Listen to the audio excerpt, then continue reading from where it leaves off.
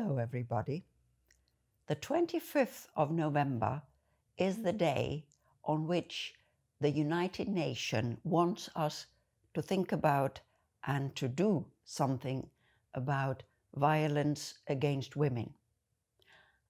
I would like to take the context to think and talk with you together, of course, about birth control and abortion.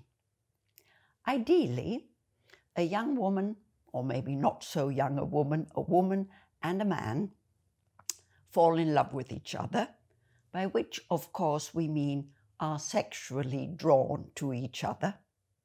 And ideally, they begin a relationship, they find out that they like being together, that they enjoy each other's company, and then one day they decide to have children, and then they live happily ever after. That's the theory, of course. In practice, we human beings have a problem. And it's funny that I read the other day by some scientists saying that we human beings have a curse. And you know, when I was young and I learned English, as you know, German is my native language, I learned that the woman's period was then called the curse. I found that very strange. In my native language, we don't call it that way. And I don't know either whether the word is still being used. Now, this scientist, though, used it differently. He said, we human beings are cursed because, contrary to many animals, we are almost constantly fertile. We can procreate almost constantly. And unfortunately, of course, we human beings, again, are being drawn to the other sex more than we want to have children, much more often than we want to have children. Of course, if you're drawn towards your own sex, you're lucky. But then, of course, you'll have other problems. But this particular problem, you won't have. Now, ideally, again, before making love to each other, the man and the woman decide together whether they want to have a child or not, and together they decide about birth control. Even so, very often something goes wrong. We know from scientists, from archaeologists, that 5,000 years ago, the ancient Egyptians already practiced birth control and abortion.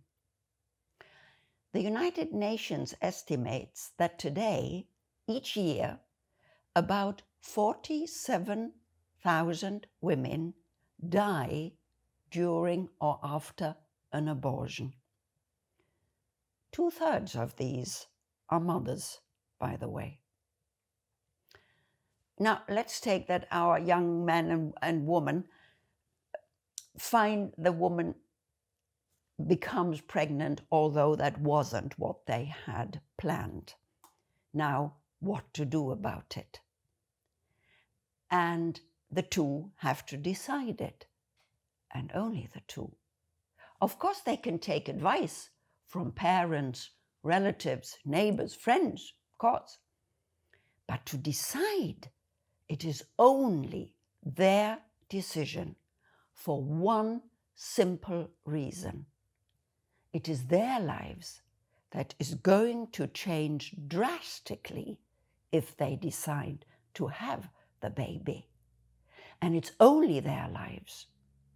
I can think of nothing that changes a human being's life so much as to become mother, respectively, father. That is why no one has to meddle there. Quite often, as we all know, when the couple finds out that the woman's pregnant, the man leaves the woman on her own. Now, this, of course, can only happen because biologically, it's the woman who's left with a child.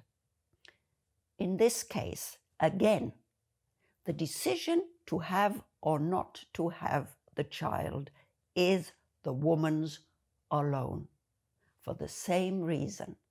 It is her life who's going to change so much, nobody else's.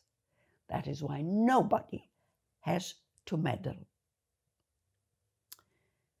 Of course, there's also a third party involved in this, and that is the unborn child.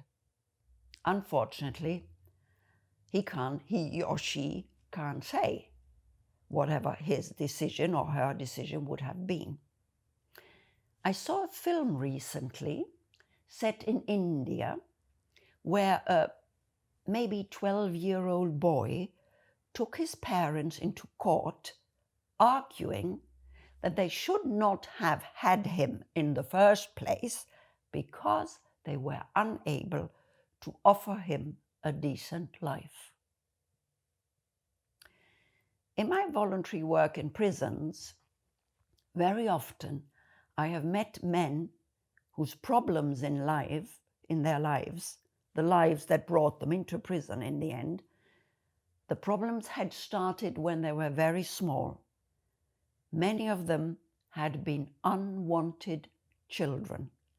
Neglected children have a lot to do with having been unwanted in the first place. And a very close friend of mine was an adopted child. He never ever forgave his mother for having given him away. And that remained a deep scar on his heart for the rest of his life. So, yes, even though mother and father together have to decide, there may be reasons also for the sake of the unborn child not to have it. I leave you hoping to have made it clear that A, take your responsibility before you go to bed with somebody. But if you haven't, then decide with all the responsibility you have as an adult what to do about it. And I wish you the best of decisions. Bye for now.